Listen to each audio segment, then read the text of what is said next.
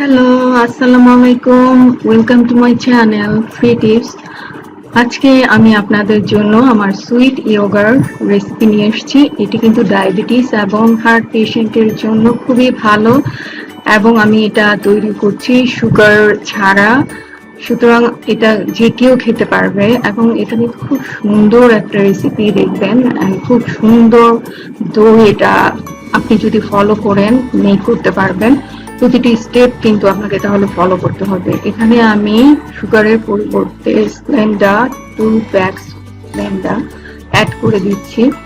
আর মিল্কটাকে আমি যেহেতু অনেক ঠিক করি, সুতরাং মিল্কটা আপনি যত এটাকে বয়েল করবেন এটা কিন্তু সুইটার হয়ে যাবে টেস্টটা মিল্কের, এবং কালারটাও খুব সুন্দর আসবে, কারণ একটা ক্যারামেল কালার চলে আসবে তখন।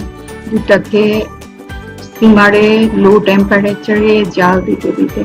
সুতরাং আপনাকে এগুলো ফলো করতে হবে। দুধটাকে আর মাঝে মাঝে নেড়ে দিবেন যাতে নিচে না লেগে যায়, এই জন্য স্টিয়ারিংটা খুবই দরকার।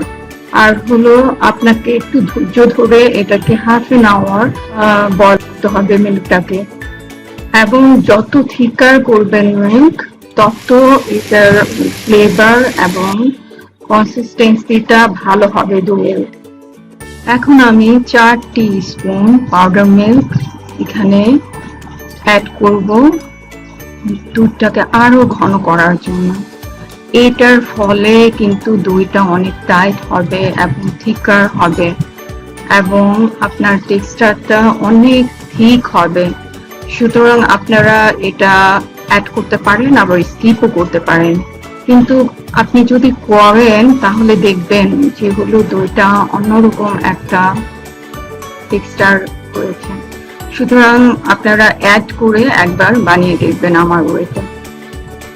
আমি কিন্তু মিল্কটাকে অনেক ঠিক করব এবং দেখবেন থিকার মিল্কে দইটা অনেক ভালো হবে, অনেক টাইট হবে এবং সিমার করতে হবে মিল্কটাকে অনেকক্ষণ ধরে, প্রায় হাফ এন আওয়ার ধরে। সুতরাং একটু ধৈর্য ধরে আপনারা এটা করবেন, আর এটা কিন্তু স্টেয়ার করতে হবে। মিল্কটাকে ঠিক করার পরে আমি এখন নামিয়ে নিয়েছি এবং আমি এখন আমার স্টার্টারটা তৈরি করছি। আর সবসময় স্টার্টারটা ইয়োগার্টটা আর কি, যেটা দিয়ে আপনি কালচার ইয়োগার্ট আর কি যেটাকে বলে, ওটা যখন আপনি মেক করবেন তার আগে ওটাকে একটু ছেঁকে নেবেন। ছেঁকে নিলে কি হয়, ওটার যে ওয়াটারটা ওটা চলে যায়, সুতরাং দুইটা অনেক সুন্দর হয় এবং তাড়াতাড়ি জমে যায়। পানি থাকলে তখন দুইটা কিন্তু একটু পানিটা ছেড়ে দিতে তৈরি করতে কিন্তু অনেক সময় লেগে যাবে। আমি কিন্তু সরাসরি স্টার্টারটা দইয়ের মধ্যে অ্যাড করছি না, আমি একটু দইটার সাথে মিল্কটা অ্যাড করে স্টার্টারটাকে আগে ভালো করে নেড়ে এরপরে মিল্কের মধ্যে দিয়ে দিচ্ছি। আর আপনারা যখন তৈরি করবেন দই স্টার্টারটাকে কালচার ইয়োগাটাকে রুম টেম্পারেচারে নিয়ে আসবেন তখন, কারণ আপনারা যদি সরাসরি ওটা রেফ্রিজারেটর থেকে দিয়ে দেন ঠান্ডা অবস্থায়, তাহলে কিন্তু দুধটা ভালো জমবে না। এখন আমি এখানে একটি ক্লে পট নিয়ে নিয়েছি, এই জারের মধ্যে আমি ইয়োগার্টটা আজকে বানাবো ভেবেছি। সুতরাং এটাকে কালচার ইয়োগার্ট দিয়ে আপনার ফার্স্টে কোটিং করে নিতে হবে। এর ফলে দইটা অনেক সুন্দর টাইট ভাবে জমবে দেখবেন এবং তাড়াতাড়ি ইয়োগার্টটা হয়ে যাবে। এখন আমি দইটা বানানোর জন্য মিল্কটাকে অনেক উপর থেকে দেখেন আমি কিন্তু ঢেলে দিচ্ছি, যাতে বাবলস তৈরি হয়, এয়ারটা ভিতরে মিল্কের ভিতরে যায় এবং সুন্দর একটা উপরে টেক্সচার তাহলে দেবে।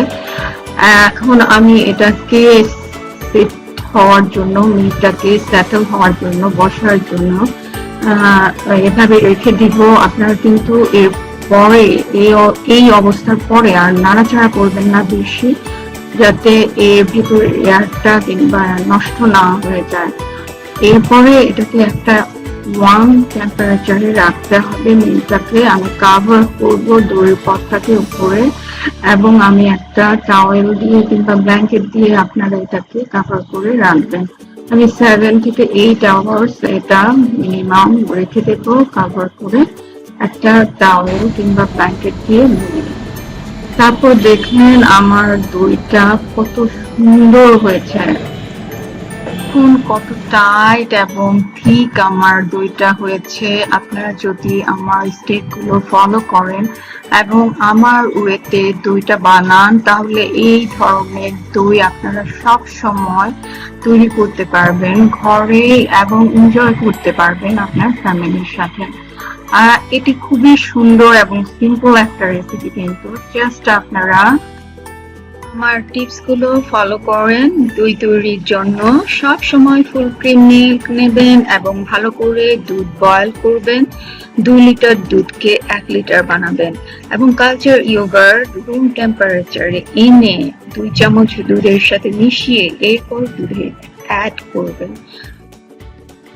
এই ইয়োগার্টটা এমনি খেতে খুব ভালো লাগে, কিন্তু এর সাথে যদি আমার এই ফ্রুট বাটার একটু মিশিয়ে খান, এক্সেলেন্ট লাগে। আপনি ট্রাই করবেন আমার এই fruit butter recipe. Thank you so much for watching my channel, viewers. Please subscribe my channel, Pretties. Thank you so much and Assalamu alaikum. Have a nice day.